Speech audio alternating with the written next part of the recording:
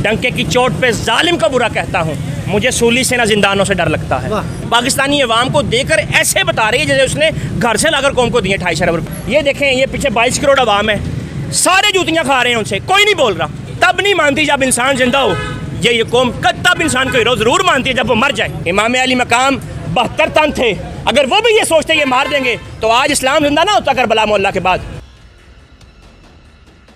नाज़रीन, आज फिर NPG मीडिया ने वो जवान ढूंढ लिया जिसने नून लीग की एड्स एंड पर जा दी। जानते हैं आज उसको 2000 मिला है, उसने क्या किया है, क्या लिया है और वो क्या मैसेज देगा आवाम को, और आज का जो हालात है उसके बारे में वो क्या कहता है। अस्सलाम वालेकुम साहब। वालेकुम सलाम जी, क्या हाल है? बहुत मेहरबानी, दोबारा टाइम दिया आपने। बहुत शुक्रिया जी, आपकी मेहरबानी है जो आपके अंदर इतनी हिम्मत है कि आपको सच को दिखाना चाह रहे हैं और दिखा भी रहे हैं। कैसे हैं आप? ठीक ठाक, अल्लाह का फजल है अल्हम्दुलिल्लाह। मुझे बताएं कि 2000 रुपये लिया आपने शबाशिफ साहब से, उसका क्या किया, क्या लिया है?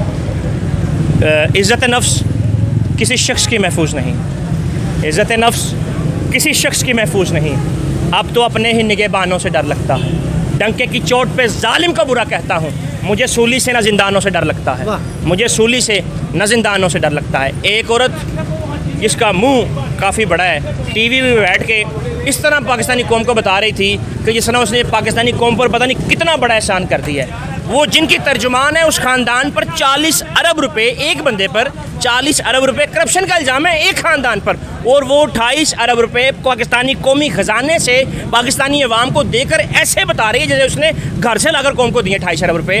और फ़ी कराना 8.5 करोड़ लोगों को वो कह रही है कि मैंने 28 अरब रुपए सब्सिडी दे दी है। एक ख़ानदान जिसकी वो तर्जमान है, उस पर 40 अरब रुपए करप्शन का इल्ज़ाम है, और पाकिस्तान को 28 अरब रुपए की सब्सिडी देकर वो ऐसे बता रही है पता नहीं कौम पर इन्होंने कितना बड़ा एहसान कर दिया है जो 2-2 हज़ार रुपया मिलने जा रहे हैं। उससे मेरा जो अपना ज़हन है, मैं मियाँ मोहम्मद नवाज शरीफ साहब के साथ बिज़नेस करने जा रहा हूँ। अच्छा। मुझे ऑफ़र हुई है, वो बिज़नेस है लूट मार का बिज़नेस। अच्छा। 2000 रुपये का बिज़नेस जो है वो, क्योंकि उनके पास भी इतने ही पैसे थे, उन्होंने भी इतने ही काम शुरू किया था, और फिर आगे फिर उन्होंने लूट मार करने का कारोबार उन्होंने वसी कर लिया, क्योंकि उनको चालबाजी के काफ़ी जो है वो तरीक़ाकार आते थे, इसलिए जो है वो अब मैं भी यही काम करने जा रहा हूँ। क्या करेंगे आप? मैं लूट मार करूँगा।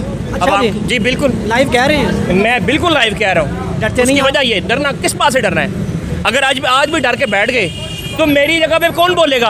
ये देखें, ये पीछे 22 करोड़ अवाम है, सारे जूतियाँ खा रहे हैं उनसे, कोई नहीं बोल रहा। किसी से पुकारें बात, गरीब आदमी घर जाता है, अपनी बीवी को मुंह दिखाने का काबिल नहीं है, अपने बच्चों के पास बच्चों की तरफ देखने के लिए वो डरता है कि यार बच्चे पैसे मांग लेंगे, लेकिन ये लोग बोलेंगे नहीं, खामोश रहेंगे। उसकी वजह क्या है? इनको आदत पड़ चुकी है जूतियाँ खाने की। अगर अब भी नहीं ये बोलेंगे तो यकीन माने अगले 70 साल भी ऐसे ही जूतियाँ खाएंगे ये लोग। अगर अल्लाह ने मुझे ज़ुबान दी है ना, तो मैं ना बोलूँ तो मैं भी मैशर अल्लाह की बारगाह में जवाब दूँ कि बताओ तुम्हें मैंने ये नेमत अता की थी, तुमने इसका इस्तेमाल किधर किया है? सही बात है, लेकिन इतने जज्बात आपके पहले भी मैंने देखा, वो जज्बात हैं आप में। मुझे बताएं, क्या पता है आपको गिरफ़्तार कर लिया जाए? गिरफ्तारी देखें, अगर आपने हक पर चलना है ना, हक पर चलना है तो फिर आपको मुश्किलात आनी है। बिलाल हबशी ने दावा किया मोहब्बत रसूल सल्लल्लाहु अलैहि वसल्लम का, तो उनको किन किन लम्हात से गुजरना पड़ा? किसी को है? इमाम अली मकाम ने भी हक की बात की, तो उनको नहीं किसी किन किन मुश्किलात से गुजरना पड़ा। तो मैं भी इमाम का मानने वाला हूँ। अगर इन गरीबों के लिए आवाज़ उठाने पर मुझे गिरफ्तार किया जाए, मुझे मार दिया जाए, तो इससे बड़ी खुदकिस्मती मेरे बाप की नहीं होगी, क्योंकि ये कौम तब नहीं मानती जब इंसान जिंदा हो, ये कौम तब इंसान को ज़रूर मानती है जब वो मर जाए, और ये रवैया इनको बदलना पड़ेगा। अपने लिए अगर इन्होंने आवाज़ अब ना उठाई तो यकीन माने इनका मुस्तकबिल बड़ा तारीक होगा। मैं बताता हूँ गरीबों का हाल आपको, शायद किसी को नहीं मालूम। जिसका तो बहन भाई या माँ बाप लड़की का है ना, वो तो उनसे पैसे मांग लेगी। जिस औरत के 4 बच्चे हैं और उसका बहन भाई नहीं है, वो किससे पैसे मांगेगी? किसी ने ये सोचा है? मियाँ नवाज शरीफ साहब ये आपने सोचा है? भगोड़े ने ये सोचा है? ये शहबाज शरीफ जो बड़े बड़े दावे करता था बैठ कर कि मैं आऊँगा इक़्तिदार में तो मैं ये कर दूँगा, मैं वो कर दूँगा, गरीबों का बेड़ा गर्क जनाब अली आपने कर दिया। मेरा ताल्लुक़ किसी सियासी जमात से नहीं है, वल्लाह मेरा ताल्लुक़ किसी सियासी जमात से नहीं है, लेकिन मैं ये ज़रूर कहूँगा खुदारा अपने मुल्क की आवाम पर, इन पर तरस खाएँ। बिजली महंगी आपने कर दी, पेट्रोल महंगा आपने कर दिया, तमाम तर टैक्स आपने लगा दिए। सोचा है कि जिसके 4 बच्चे हैं वो किधर जाएगा? सोचा आपने क्या सब्सिडी दी है, क्या गरीबों को दिया? किसी पूछा है आपने? आइए आवाम में निकलिए, इनसे पूछें कि क्या हाल है इनका। ये लोग आज अपने बच्चों को देखकर शायद रात को रोते हैं कि या अल्लाह ये दे दिए, इनको रिज़्क़ भी दे, वो तो मालिक है, उसे देना है, लेकिन आप जिस मसनत पर हैं आपने हिसाब भी देना है। वो हिसाब बड़ा करख्त होगा, वो बड़ा मुश्किल हिसाब होगा अगर यही आपने रविश रखी आवाम को लूटने की। आपका पुराना तरीका वारदात है, 2000 रुपये दिए और 200 अरब रुपये अपनी जेब में डाल लिए। अब ऐसा नहीं होगा, ये कौम इंशाल्लाह एक दिन ज़रूर उठेगी। मैं समझता हूँ, मैं इसलिए आवाज़ उठा रहा हूँ कि ये कौम एक ना एक दिन ज़रूर उठेगी, और जिस दिन ये कौम उठेगी उस दिन जिसने इस मुल्क को लूटा हुआ है वो अपना हिसाब ज़रूर देगा, इस मुल्क इस दुनिया में भी और आने वाली दुनिया में इंशाल्लाह।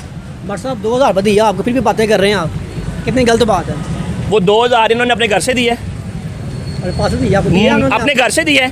हमारे ही पैसे जो हम टैक्स पे कर रहे हैं वही पाकिस्तानी कौम को इन्होंने पैसे दे दिए हैं, और दिया 2000 रुपये। 2000 हमें दे के ये लाखों करोड़ों अरबों रुपए अपनी जेब में डाल रहे हैं, तो उसको क्या करना है? उस 2000 रुपये का किसी गरीब की ज़िंदगी पर असर हुआ है? किसी से पूछा आपने? किसी की ज़िंदगी पर कोई असर नहीं है भाईजान। गरीब आदमी गरीब से गरीब तर हो गया, अमीर आदमी अमीर से अमीर तर हो गया। कभी पूछा आपने? जाइए इन गरीबों के, ये रिक्शा चला रहे हैं जो, जिसके 4 बच्चे, उसने स्कूल भी पढ़ाना है, उनके सेहत पे पैसे भी खर्च करने हैं, उसने खाना भी देना है। 1000 रुपये से ज़्यादा रिक्शे वाला नहीं कमा सकता भाईजान। वो किधर जाएगा? रेडी वाला है वो 1000 रुपये से ज़्यादा नहीं कमा सकता, वो किधर जाएगा?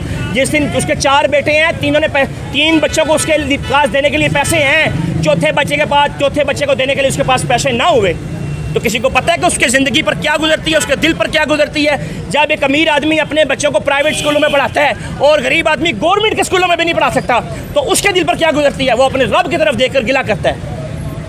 और जब इंसान अपने रब की तरफ देखकर गिला करता है ना, तो यकीन माने वो अल्लाह ताला तबारक व तआला की ज़ात सतरमा जितना प्यार करता है अपने बंदे से, वो एक ना एक दिन पकड़ में आना ही है। इनकी रस्सी दराज है, सिर्फ इतनी सी है। मुझे ये बताएं कि जो आवाम आपको देख रही है उन्हें क्या मैसेज है आपका? मैं तो आवाम को यही कहूँगा, मैं भी और आप भी लित्र खाने हिल गए हैं, आप भी खाएं, मैंने तो छोड़ दिया है। मैं बोलूँगा आप देखें, उसकी सबसे मेन वजह पेट्रोल महंगा होता है। पेट्रोल महंगा किया है, बिजली महंगी की है, गैस महंगी की है, कौन सी चीज़ उन्होंने छोड़ी है? बजट में इन्होंने तबाही फेर दी है। किसी ने आवाज़ उठाई है? नहीं उठाई। उसकी वजह क्या है? वो मार देगा, वो पर्चा दे देगा। अगर इमाम अली मकाम 72 तन थे, अगर वो भी ये सोचते ये मार देंगे तो आज इस्लाम जिंदा ना होता। करबला मोहल्ला के बाद आज इस्लाम जिंदा है। हर करबला के बाद करबला हमें दर्स दे गया है कि जुल्म के सामने डटना है।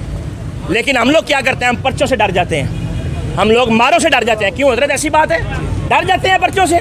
अगर ऐसा ही रहा तो हम आप अपनी आने वाली नस्लों को क्या बताएंगे, क्या जवाब देंगे कि हमने सारी ज़िंदगी गुलामी में गुजारी है? तो फिर हमने करबला को क्या माना है? अगर हम जुल्म के सामने डट नहीं सकते, आवाज़ नहीं उठा सकते, तो फिर हमने करबला से क्या सीखा है? जिन्होंने 6 महीने के नली अस्कर को कुर्बान करके ये बताया था कि जुल्म के सामने डट जाना है, जुल्म के खिलाफ आवाज़ उठानी है, तो फिर हम किधर गया हमारा वो ईमान, किधर गया हमारा वो दीन इस्लाम? हमें फ़िक्र करनी चाहिए। आज हमारी सबसे बड़ी तबाही की वजह यही है कि हम सुबह उठते हैं तो अपने पेट की तरफ देखते हैं, अल्लाह की तरफ देखें। एक दिन जिस दिन इस कौम को गैरत ईमानी अता होगी अल्लाह तबारक व तआला की ज़ात से, आप देखिएगा इनका भी, ये जो अमेरिका के पिट्ठू हैं, इनका भी और अमेरिका का भी दड़न तख्ता इसी पाकिस्तानी कौम ने ना किया तो मुझे आप पकड़ लेना मेरे गिरबान से। बट साहब क्या पैगाम है आपका शहबाज शरीफ साहब को, उन्ना शहबाज साहब को क्या पैगाम है? मैं तो उनको ये कहूँ, खुदा दा वास्ता जान छटो। मैं तो एक गैर सियासी बंदा हूँ ना। ये पीछे देखें आप पाकिस्तानी अवाम में, अगर आप इतने ही गैरतमंद लीडर हैं तो निकले एक दिन बगैर प्रोटोकॉल के, लाहौर को छोड़ के दूसरे शहरों में आए और देखें गरीब का क्या हाल है यार। जिसका 600 रुपये बिल आता था उसका 1300 रुपये चला गया है, जिसका 1300 आता था उसका 3000 रुपये चला गया है। वो किससे कैसे गुजर बसर करेगा?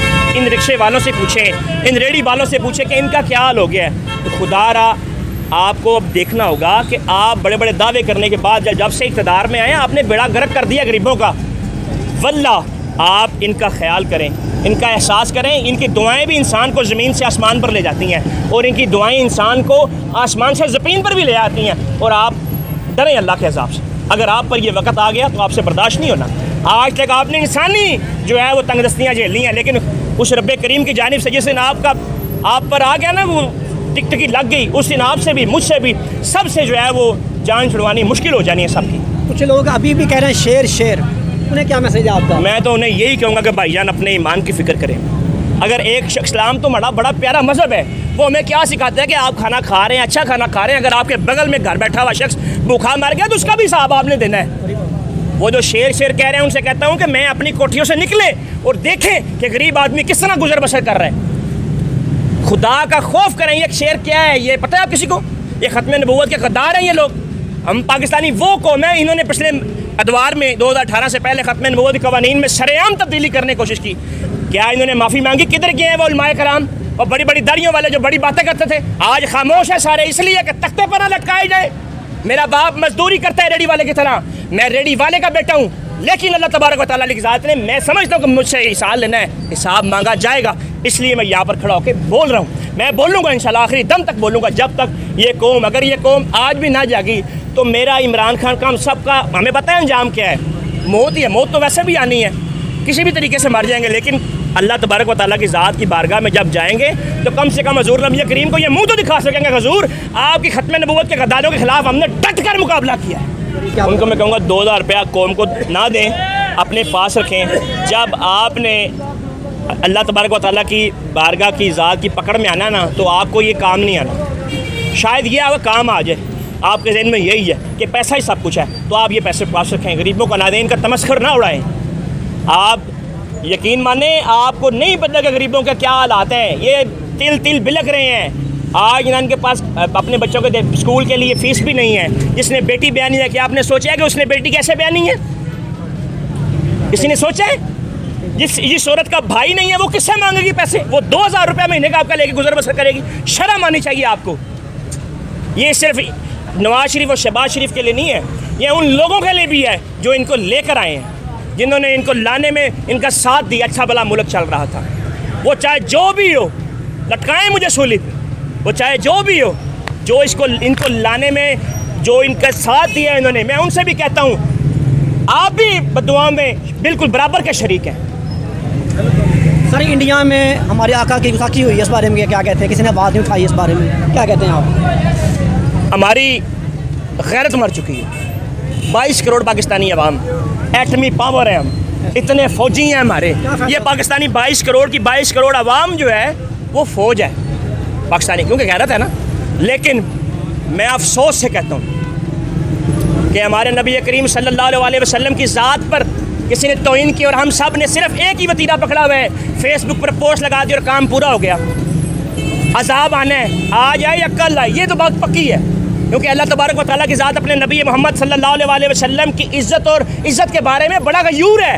अगर हम उनकी इज़्ज़त पर नहीं बोलेंगे तो उसने तो फिर कोरोना भेजना है कि शायद इनको गैरत आ जाए, लेकिन नहीं आनी हमें, क्योंकि ईमान मर चुका है। सुबह उठने है जब हमने अपने नफ्स को सोचना है, नफ्स का सोचना है, ईमान का नहीं सोचना, तो फिर हाल तो यही होना है, बस तबाही है हमारी और कुछ नहीं। आज मैं बहशत आम शहरी चौधरी मोनसिर लाई, चौधरी हुसैन लाई, चौधरी मूसा लाई, चौधरी वजाज साहब के फैसले को खराज तस्लीम पेश करता हूँ कि सदियों बाद, हज़ारों साल नरगस अपनी बेनूरी पर रोती रही, बड़ी मुश्किल से होता है चमन में दिदावर पैदा। आज जब मुल्क की बारी आई तो सदियों बाद को ऐसा सियासतदान देखा है जिनको तख्त मिल रहा था, जिनको वजारतें मिल रही थी, जिनको सब कुछ मिल रहा था, उन्होंने सब कुछ ठोकर मारकर, चौधरी मोनसिर लाई ने सारी चीज़ को ठोकर मारकर उसने कहा मैं पाकिस्तान के साथ हूँ। जी नाज़रीन ने देखा आपने, ये वो नौजवान है जिसने गरीबों के हक़ में आवाज़ उठाई और जिसने नून लीग के सब ऐबों से पर्दे उठा दिए, और इसका यही कहना है अवाम जागे, अवाम बाहर निकले अपने हक़ के लिए, अपने हकूक़ के लिए। इसके साथ साथ अपने मेज़बान महर अली को दे इजाज़त। NPG media, Gujarat.